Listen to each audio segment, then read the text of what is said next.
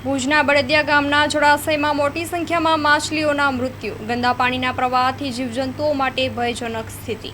ભુજ તાલુકાના બળદિયા ગામમાં જળાશયમાં ગંભીર પરિસ્થિતિ સર્જાઈ છે, જ્યાં હજારો માછલીઓના મૃત્યુના દ્રશ્યો સામે આવ્યા છે. જળાશયના કાંઠે મરેલી માછલીઓના થર જામી ગયા છે અને સમગ્ર વિસ્તારમાં દુર્ગંધ ફેલાયેલી છે. આ ઘટના પાછળનું મુખ્ય કારણ શ્રી અરજીબાપા સંસ્થાની સ્કૂલો, હોસ્ટેલો અને ગ્રામ પંચાયત પાથરેલી પાઇપલાઇન દ્વારા આવતું ગંદુ પાણી આ જળાશયમાં ખુલ્લેઆમ ઠાલવવામાં આવ્યું છે. સ્થળ પર રહેલા સ્થાનિક લોકો છેલ્લા 3 મહિનાથી તલાટી, તાલુકા પંચાયત, કલેક્ટર કચેરી, પ્રદૂષણ નિયંત્રણ બોર્ડ સહિતના તંત્રોને બાબતે વારંવાર લેખિતમાં રજૂઆતો કરવા આવ્યા છે, છતાં આજ દિન સુધી કોઈ અસરકારક પગલાં લેવાયા નથી. સ્થાનિકોનું કહેવું છે કે આ પાણી હવે ગાય, ભેંસ અને અન્ય પશુઓ માટે પણ યોગ્ય રહ્યું નથી. અંદર રહેલા જળચરો પણ ભવિષ્યમાં જાનહાનિનો સામનો કરશે.